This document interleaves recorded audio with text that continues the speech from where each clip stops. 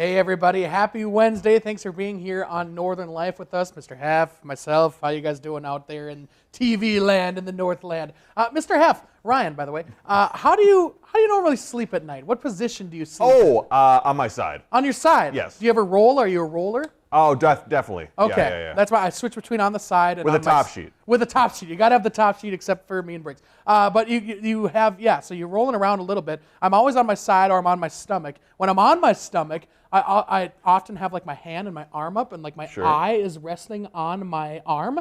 And so sometimes when I wake up, like I can't see anything out of this eye because my hand has been on my eye. Oh, sure. Like it's super weird. So like for like the whole day, I can't see anything out of this eye when I sleep like that. So I got to try to stop sleeping like that. Now I've got to read a prompter for this whole show, and one eye isn't working good. So what's about to happen here, Ryan?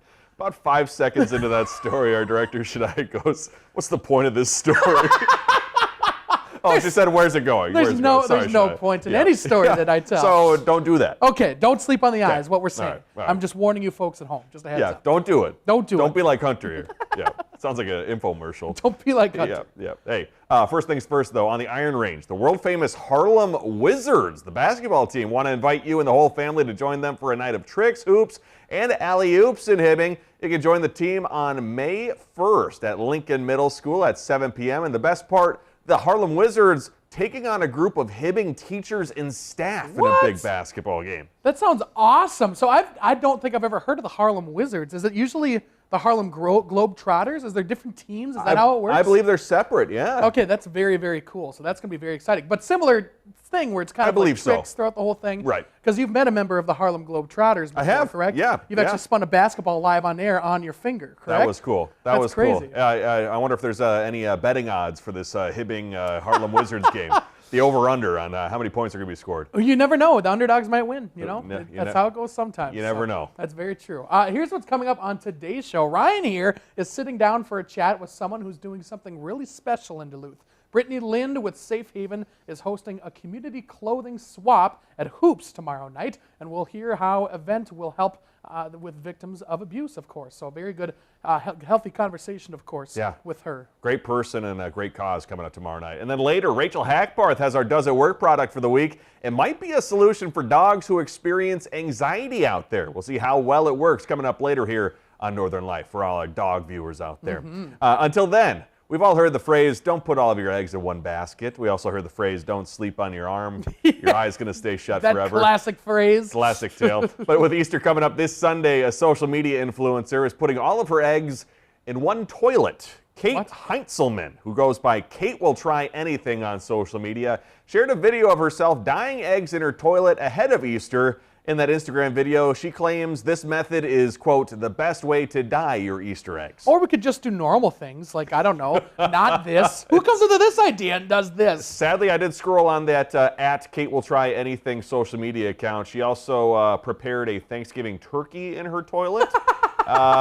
So I think that's what the kids call rage bait. Sure, yes. Makes people want to watch or whatever. Yeah, or comment, why on earth would you do such a thing? Sure, that makes sense. It sounds like she'll do anything as long as it involves a toilet. If all her videos are involving the toilet, oh my gosh. That's what it kind of appears like. Be very thankful that I didn't make you guys do that with our last egg shoot. Especially our work toilet. That'd been tough. Hey, Hunter, you spent your morning going on a future blindfold shoot with our very own morning meteorologist, Tony Nargi. It looks like he might have a new profession. Yes, I think so. You know, we took him down off towards London Road, this awesome community of forging folks, and he was able to forge a really cool hook. And it didn't take that long of time. He really picked it up very quickly and was able to actually stick the metal in the fire and use the hammer and swing it, and then also put it in the vice grips and like twist it. And it turned out to be something really, really cool. And so they do classes all the time, and Tony might just continue doing this and take it up and work his way up the old forging ladder. I heard how good he was doing, or how well he was doing. Yes. You know, he's from the East Coast. He's got that Boston blood in him. That's true. Ready to swing that hammer as hard as possible. So keep on keeping on, I guess, Tony.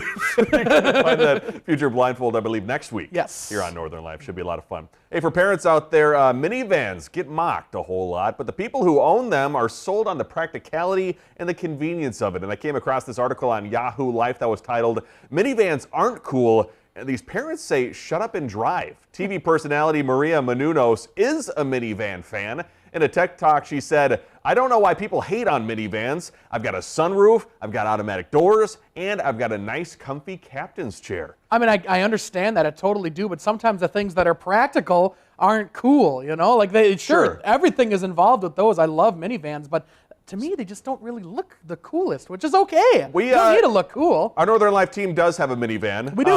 It is very practical. Yes. It is very convenient, especially with all of our equipment and all the people that are on our team. We've got like 7 people in there. Yeah, but it's like, there are cooler options, I suppose. You know, if I had a Hummer driving to shoots, that'd be really cool. We've got a new Bronco in our lineup, and that's awesome to drive. But then you drive the minivan, and I'm like, you know, this is practical, but I don't feel the coolest rolling up in my, whatever it is, the Caravan, whatever the brand is, the Dodge, the Dodge Caravan. Yeah, you know. But it gets the job done. It gets the job done. That's all you need. Saving money, practical. Sure. Sometimes not the coolest thing to do. No, Yeah. that's how it goes sometimes, though. Hey, but down in Kansas, how about this story? Love is quite literally in the air for a couple down there in that great state. A pilot went to new heights, about 7,500 feet in the air, to ask the love of his life to marry him. Terry and Taylor have been together for 2 years, sharing a love for gardening, animals, and of course flying.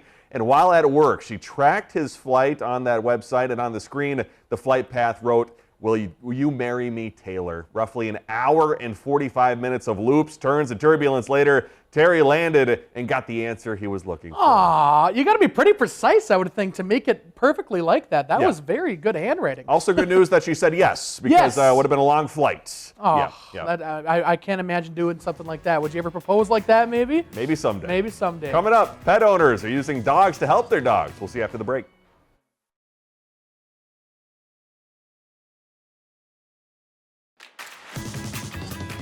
Welcome back, everybody. We talked about Easter eggs being made in the toilet. Yes. You've probably seen a lot of bunnies when you're going out shopping to the store, a lot of Easter-themed items. But down in Indiana, or over in Indiana, rather, I think it's east, right? Southeast. Southeast from Duluth. Yes. Yeah. In Indiana, nonetheless. It looked like a lot more like Thanksgiving. That is because a wild turkey got inside of a supermarket there and started causing quite the commotion.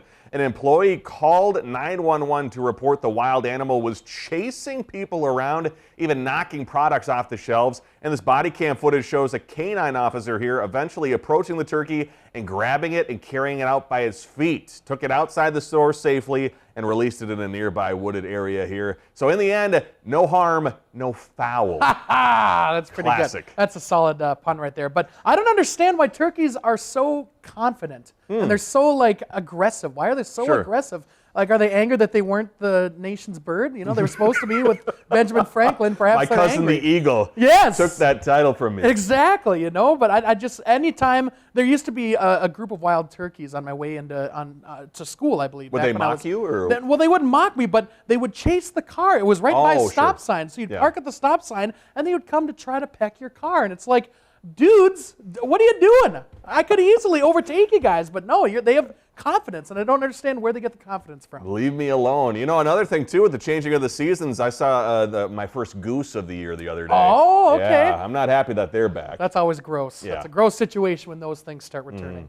Whether they're new to the family or just going through a tough time, the Snuggle Puppy product will cuddle and comfort your 4-legged fur baby. That supposedly naturally calms them down by mimicking a warm, comfortable, furry best friend. Rachel Hackbarth shows us how it helps for this week's Does It Work? Bethany Hope sees a lot of dogs, or her kids as she calls them, deal with separation anxiety while working at Sweet Paws Pet Resort. We have kids that come and they have anxiety, and sometimes, like Macy here, she can be a little awkward. Bethany and Macy are going to help us test out the $39.99 Snuggle Puppy Behavioral Aid. While this looks like just a dog toy, it's supposed to do much more, reducing stress with its beating heart and heat. Real feel, pulsing heartbeat, and heat packs slip into the Snuggle Puppy pouch. The plastic heart already comes loaded up with batteries, so all we have to do is pull this tab. Okay, it's pulsating. And open up the included heat pad. It says expose it to the air for a little bit.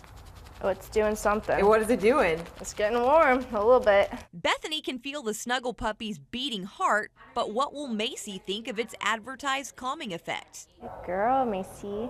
I think it's pretty cool. I never seen something that replicates a heartbeat like that. No snuggling, but Macy seems to like the stuffed animal. Bethany believes for a smaller dog or even a puppy, this could be useful in winding down. Some of the fosters that we have I think it'd be good for them to have something like this. For Does It Work, I'm Rachel Hackbarth. So the only thing that makes it calming is the fact that it has a heartbeat and it's warm. It gets slightly warm. I could put a hand warmer just in a normal dog toy and it would do the same thing. $40 for that. That seems like a lot. You could save some money. That's true. It also kind of looked like almost like a Build-A-Bear. You remember making a Build-A-Bear for the very first time? I never made one, but I've always wanted to make one. No, did you make one back in the day? Hunter, I'm sorry. Just for the viewers at home, to be deprived of the chance as a kid to go make your Build-A-Bear at the Build-A-Bear factory, I don't know if I can continue this show. I know, it's kind of sad. I'm missing out because a lot of kids. Shania, have you made a Build-A-Bear? Did you do it, Shania? She's made one. So you have. I wonder if Wow. Briggs has. Because Briggs is usually the one that hasn't tried a lot of different things. For instance, a peanut butter and jelly sandwich. That is true. So maybe she hasn't made a bear, and hopefully she's in the same camp as me. So we'll have to see. But yeah, maybe that should be a blindfold someday. I have to make some kind of bear or something like that. That's kind of cool. I'm sad. I'm sad. Very sad. Well, let's go to a different story and get away from my sadness. There we Looking go. ahead, the 151st Kentucky Derby is coming up in May, but Wisconsin is already getting us ready for that event. Wisconsin Cheese has special handcrafted hats filled with 6 award-winning Wisconsin cheeses. So this first-of-its-kind headwear line reimagines the cheese board as wearable art on your head. They actually went on sale back on April 11th. As long as you can eat the cheese, I'm down. I'll get one of those hats. That sounds pretty cool. Have you ever attended or watched a Kentucky Derby? I do like watching the Kentucky Derby. If you haven't had the chance before, go down to Canterbury. I believe it's near Shakopee, Minnesota. Yes. Next to Valley Fair there. My family and I love going to Canterbury, especially in the summer, and just putting like little dollar bets on the horses that are there. Correct me if I'm wrong, but is it the voice of Minnesota Vikings, Paul Allen? Yep. He does the calling for the racing. Oh, yep. that's cool. He's very good at his job.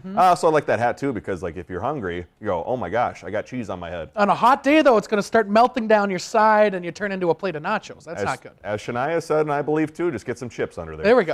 There is actually some fast food drama quickly taking place between Chili's and McDonald's, and it involves a cheeseburger. This week, Chili's unveiled the big QP burger. Looks a whole lot similar to the Quarter Pounder you can find at McDonald's, and in fact, Chili's even referenced their rival in that press release saying the big QP has 85% more beef than the Quarter Pounder. It's not the first time Chili's has taken aim at McDonald's because last year the chain added a burger called the Big Smasher, very similar to the Big Mac. Wow. All I can say is I want just a burger. I just want to eat burgers right now.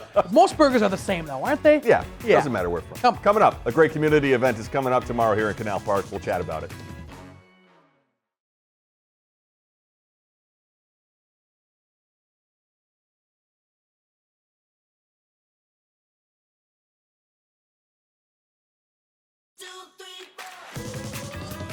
Welcome back, everybody. Coming up tomorrow down here in Canal Park, there is a fantastic event taking place over at Hoops Brewing. It's a chance to donate your clothes if you no longer need them, find new items for your closet potentially, while also helping those in need. And here with us to talk all about it is Brittany Lind with Safe Haven Resource Center. First of all, thank you for being here. It sounds like it's going to be a wonderful event. But for the folks out there who don't know what Safe Haven is all about, talk about the important and amazing work that you all do. Of course. Safe Haven is a domestic violence resource center as well as an emergency shelter. So we help folks from, all over the Northland, but also a lot of folks who are experiencing domestic violence situations need to get further away. So we honestly help people from all over the country. And it's, the statistics on your website too, I think I read that 1 in 3 women in Minnesota will experience violence or stalking from an intimate partner in their lifetime. It seems so crucial to have a group such as yours be there for folks out there. Yeah, it is honestly, yes, it is very crucial. I believe it's 1 in 4 overall, 1 in 3 in Minnesota, but 1 in 4 women will experience that within their lifetime and 1 in 7 men. Wow. Wow. Yeah, it's very common. And so we're here to talk about a community clothing swap, which is coming up tomorrow over at Hoops. Brittany here is the one who, you came up with the idea for it, you've been doing it, and also it's going to benefit Safe Haven after. It will, yes. So I've been doing clothing swaps for a couple of years now, both private, people come into my house, as well as public events. And in October, I decided to pair up with Hoops for a clothing swap, and it went so well. A lot of people who just happened to be there were so excited about this happening. And so after that one, we decided that we were going to do another one in January. And in the time between, I got hired at Safe Haven And so I said, hey, you know, after these clothing swaps, there are a lot of clothes left over. Perhaps we could offer them to our clients. Right. So that would kind of make up the fact that we are currently not taking donations for clothing. We just don't have the staff or like the space to handle that. So I took the clothes that were left over. I set up a sort of boutique experience in our resource center for our clients and our, you know, community families.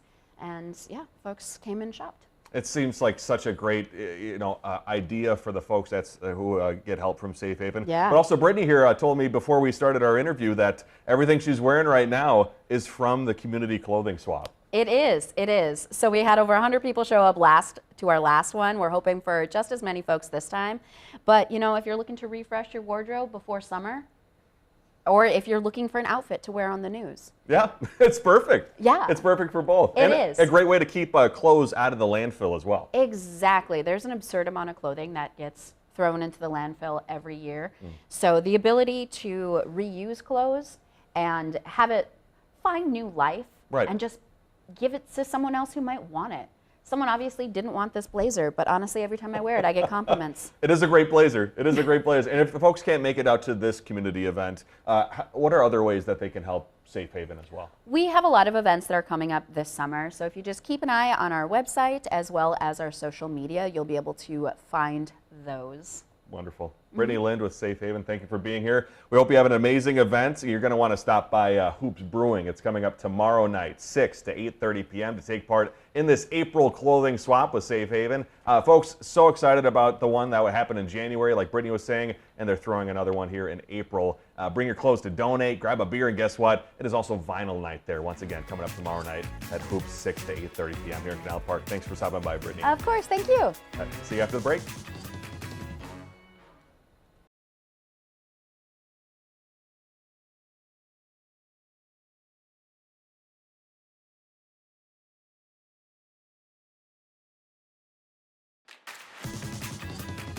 Welcome back, folks. Tomorrow here on Northern Life, we'll be out of the office, so sadly no new show, and that's because Ryan here is heading up to Ely, Minnesota to go visit the Wolf Center here in town. Have you been up there before, Ryan? I have actually never been to the Wolf Center in Ely, Minnesota, so I am so excited to go. That's actually because our commercial office upstairs is doing some work with the creative service offices upstairs, rather, is doing some work with the Wolf Center, and I've never been, so I'm so excited to check it out, and then we're also hopefully going to have a special story to show here on Northern Life in the weeks to come. There we go. We're putting in the work. We're getting some new stories here, and that's going to be a really cool story. We used to go up there for field trips with Two Harbors. That was fun. But never to Build-A-Bear. Nope. No, and I guess not. Well, love them or hate them, those marshmallow peeps that come in a blindingly bright rainbow of colors are inescapable around Easter. And here's something I did not know. Millions are made daily in Bethlehem, Pennsylvania by Just Born Quality Confections. It's a family-owned manufacturer, also making hot tamales, Mike and Ike's. They make 5.5 million peeps every single day, approximately 2 billion peeps per year. And also, it used to take them 27 hours to just make one Peeps chick. Now it only takes them 6 minutes. Wow. Who's buying these things? What's the demand? I don't understand. Someone's buying billions of them. Yes. I don't know who. Yep. Well, thanks for joining us today. We love you. We hope you have a great rest of your Wednesday. Find some time to throw a line or just head outside to unwind. That's the life in the great North Woods. Hike or bike, whatever you like.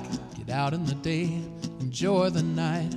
Yeah, we got the life in the great North Woods. Yeah, we got the life in the great North Woods.